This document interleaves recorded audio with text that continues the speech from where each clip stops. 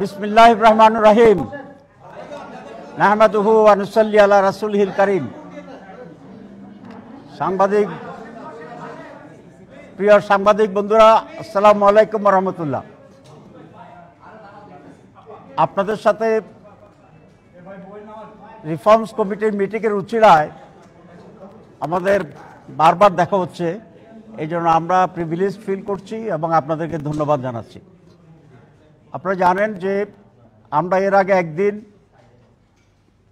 নির্বাচনের রিফর্মস কমিটির সাথে আমাদের বৈঠক হয়েছিল এবং কনসেনসাস কমিটি যেটা আছে সেটার সাথে, এবং আমরা বলেছিলাম পরে আরও বৈঠক হবে। আজকে সেই সেকেন্ডে মিটিং, ফার্স্ট হাফ আমরা শেষ করেছি। এখানে কয়েকটি বিষয় গুরুত্বপূর্ণ কয়েকটি বিষয় আলোচনা হয়েছে। তার ভিতরে আজকে দুর্নীতি রোধ যে কমিশন আছে, অ্যান্টি কারাপশন কমিশন, তার রিপোর্টের উপরে আলোচনা হয়েছে। আমরা মৌলিকভাবে একটা কথা বলেছি যে দুর্নীতি যে দমন কমিটি যেটা আছে বা আমাদের যে সংস্থা আছে, এটাই অনেক সময় দুর্নীতিগ্রস্ত এবং এটা সকল মানুষের কাছে অনেকটাই এইভাবে চিহ্নিত যে সেখানেই অনেক বেশি করাপশন।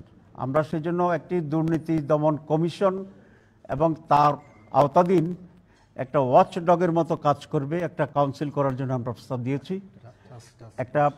সেখানে একটা টাস্কফোর্স থাকবে এবং সেই টাস্কফোর্স দুর্নীতিগুলোর উপরে তদন্ত করবে এবং যারা দোষীটাকে চিহ্নিত করবে এবং এটার সাথে জড়িত যারা দেখে প্রাইমারি একটা পানিশমেন্টের আওতায় তারা আনতে পারবে।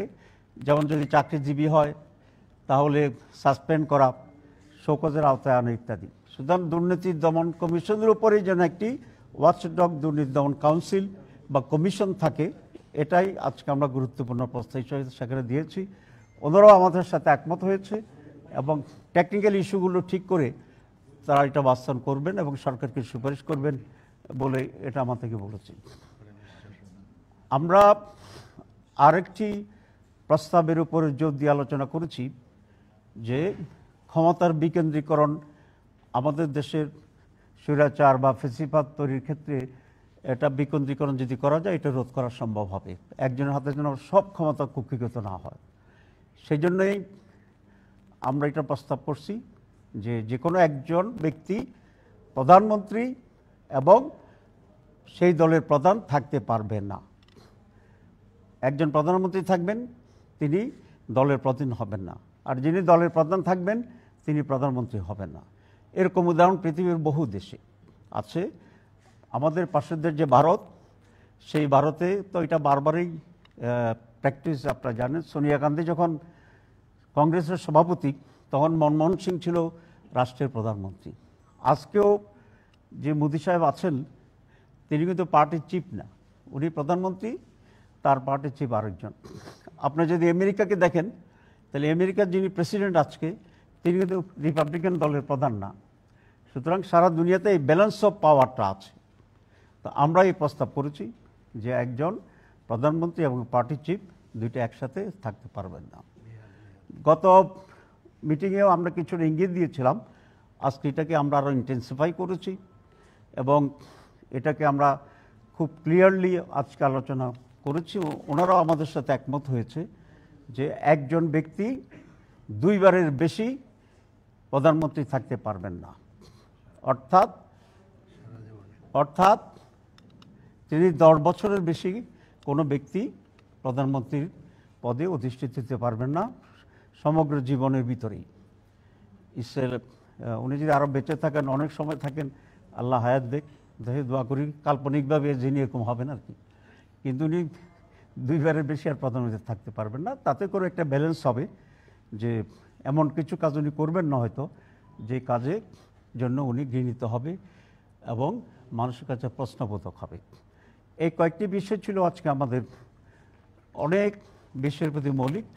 আরও কিছু বিষয় আছে, আমরা আশা করি আপনারা কষ্ট করে আলোচনার শেষে থাকবেন, তখন আমরা পূর্ণ দিনের জন্যে একটি ব্রিফিং আপনাদেরকে দিতে চেষ্টা করব ইনশাআল্লাহ।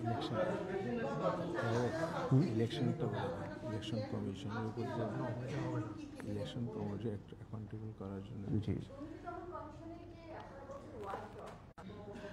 সেটাই ডিটেলিং করা হয় নাই ইন বিটুইন। এটা তো যেহেতু অ্যাডমিনিস্ট্রেটিভ ইস্যু, এটা তো অনেক ওয়ার্ক করে সেটাকে ফর্ম ঠিক করতে হবে। আমরা নির্বাচনের বিষয়ে আরেকটু আলোচনা করেছি যেটা খুবই গুরুত্বপূর্ণ। সেটা যে আপনারা জানেন যে গত 15 বছর বা তার আগেও নির্বাচন কমিশনের দায় দায়িত্ব যেটা ছিল সুষ্ঠু নির্বাচন তারা করেনি বা করতে পারেনি। এর অন্যতম প্রধান কারণ হচ্ছে আমাদের বিদ্যমান আইনে নির্বাচন কমিশনারদের ত্রুটি বিচ্যুতি এবং তাদের ভুলভ্রান্তির জন্য খুব বেশি শাস্তির কোনো সিস্টেম আমাদের দেশে নেই। আমরা এবার বলেছি যে তাদেরকে ইলেকশন কমিশনার যারা আছেন তাদেরকে চাকরিকালীন সময়ে তো সুপ্রিম জুডিশিয়াল কাউন্সিল তাদের উপরে শাস্তি নিশ্চিত করতে পারেন এবং সেটাকে তারা ইনভেস্টিগেট করতে পারেন। কিন্তু আমরা বলেছি যখন তাদের চাকরি চলে যাবে, মেয়াদ শেষ হবে, তখন কোনো আইনের আওতায় তারা থাকে না। এবার আমরা প্রস্তাব করছি তাদের জন্য একটি আইনের সংশোধন করে জবাবদিহির আওতায় আনতে হবে এবং নির্বাচন কমিশন থেকে রিটায়ার করার পরেও তাদেরকে শাস্তির আওতায় আনতে হবে। এই জন্য প্রয়োজনীয় আইনের সংশোধন করা দরকার।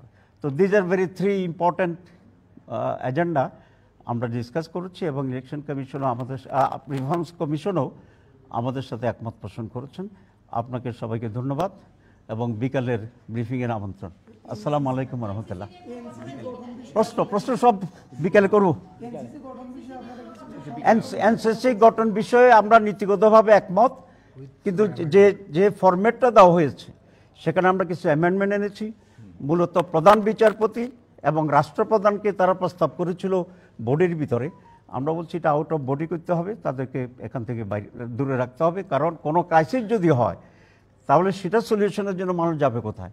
Either head of the judiciary, supreme chief বিচারপতি অথবা president to face the crisis. এই জন্য এই